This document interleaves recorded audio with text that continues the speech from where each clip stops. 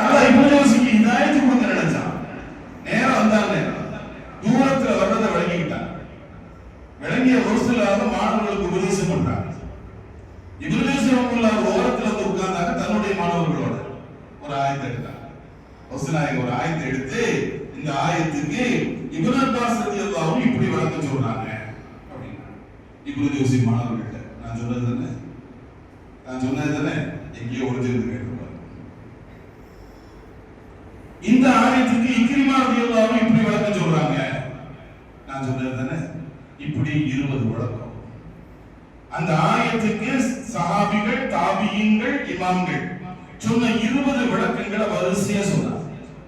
சொல்லி முடிச்சுட்டு ஆரம்பிச்சாங்க, இந்த ஆயத்துக்கு ஜுனைதுல் பக்தாதி இப்படி விளக்கம் சொல்றாங்க, ஹஸன் பஸ்ரி இப்படி விளக்கம் சொல்றாங்க, மாரூஃபுல் கர்ஹி இப்படி விளக்கம் சொல்றாரு.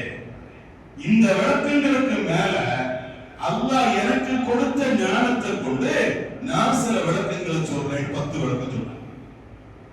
ஒவ்வொரு விளக்கத்தையும் கேட்க கேட்க இப்னு ஜௌசி சட்டையை கிழிச்சாராம். தாங்க முடியும். ஏன்னா மேல உள்ள அத்தனை விளக்கங்களை விட இந்த விளக்கங்களை அவர் வீசில் பண்டிதர்கள், ஞானம் உள்ளவர்கள், கல்வி கடல் அல்லவா, அவங்களுக்கெல்லாம் லைட்டா புள்ளி வச்சா போடுவோம். ஆலிம்கள், மார்க்க ஞானத்தில் தேர்ச்சி பெற்ற மகான்கள் தஸவ்வூஃபுடைய ஞானத்துக்குள்ள வருவார்களேயானால், ஹக்கான இடத்தில் இருப்பார்களேயானால், அந்த பெருமக்கள் ஒரு புள்ளி வச்சா இவங்க போடுவாங்க. ஏன்னா அல்லாஹ்வுடைய ஷரியத்தின் ஞானம் அவங்கள்ட்ட இருக்கு, ரசூலுல்லாஹ்வுடைய பவர் இருக்கு. இப்னு ஜௌசி ரஹ்மத்துல்லாஹி அந்த விளக்கத்தை கேட்க கேட்க ஆடி போய் சட்டையெல்லாம் கிழிச்சிட்டாங்க. கிழிச்சிட்டு சரண்டராகி சொன்னாங்க, உங்களை வெளியே இருந்து பார்க்கிறதுக்கு முன்னால் நான் பேசுற வார்த்தை வேற, இப்ப உள்ள வந்து உங்களுடைய ஞானத்தை கேட்ட பின்னால என்னுடைய நிலை வேற. கையை பிடிச்சி சொன்னாங்க, இனிமே எழுதுங்க, இனிமே நீங்க எப்படி எழுதுங்க. அதுக்கு பின்னால எழுதப்பட்டதுதான் ரசூலுல்லாஹ் மேல மௌலூது ஓதுவதால் கிடைக்கிற சிறப்புகள். அதுக்கு முன்னால எழுதப்பட்டதுதான் இப்லீஸுடைய குழப்பங்கள்.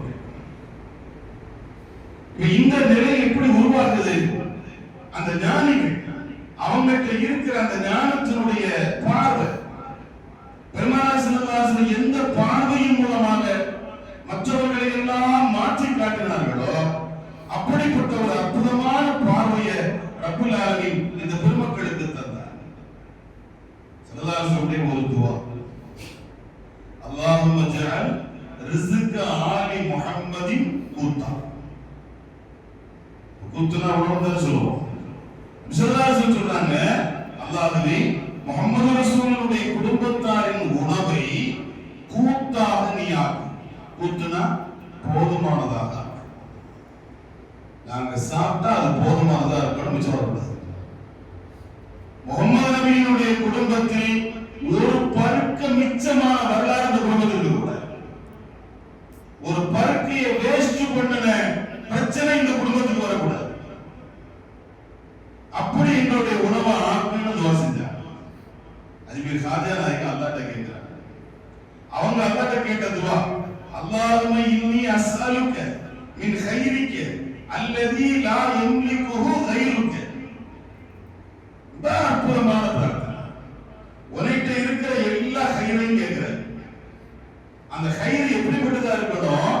வேற யாராலும் தர முடியாத கைரா இருக்கணும். அது வேற யாருக்கும் சொந்தமானதாக இருக்கக்கூடாது.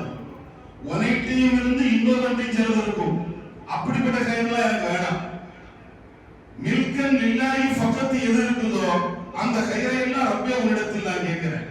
ஒரு சுகுனி ரிஸ்கன் ஹலாலன் தய்யிபா, ஹலாலான உணவை எனக்கு தா. வகன்னிஇனி பிமா ரஸக்தனி, எதை எனக்கு ரிஸ்கா தந்தியோ அதை எனக்கு போதுமானதாக ஆக்கி.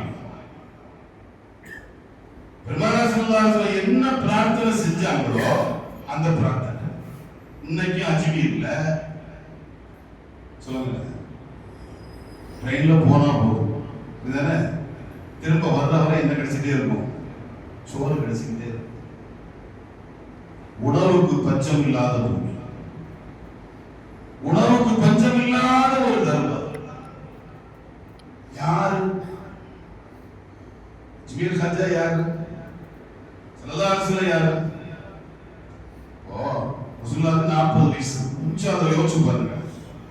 சுவாமி விவேகானந்தர் வந்து அமெரிக்காவில் சிகாகோவில் நடக்கிற ஆன்மீக மாநாட்டுக்கு போறாரு. அந்த ஆன்மீக மாநாட்டுக்கு பேசி முடிச்சுட்டு இந்தியாவுக்கு போறாரு. அப்ப இந்தியாவில் விமான நிலையத்தில் இறங்குறவங்க நிருபர்கள் கேட்கிறாங்க, இந்தியா வந்து பாரதம் வந்து பண்பாட்டுல கலாச்சாரத்துல ரொம்ப மேலோங்கி இருந்த ஒரு நாடு, இன்னைக்கு கொஞ்சம் கொஞ்சமா தேஞ்சி சீரழிஞ்சுக்கிட்டு வருது, இந்த பழைய பண்பாட்டை மீட்டெடுக்கிறதுக்கு என்ன வழின்னு கேட்டார். ஏன்னா ஒரு ஆன்மீக மாநாட்டில் வர வேற சொன்னாரு, வேற ஒண்ணும் இல்ல, நல்ல பண்பட்ட பக்குவமான ஒரு 10 இளைஞர்களை என் கையில தந்தா நான் பழைய பண்பாட்டை மீட்டெடுப்பேன். இது அவர் சொன்ன வழி. இப்ப நம்ம ஊர்ல ஏதாவது ஒரு பிரச்சனை, ஒரு இடத்துல போத, அது ஒரு இடத்துல வேற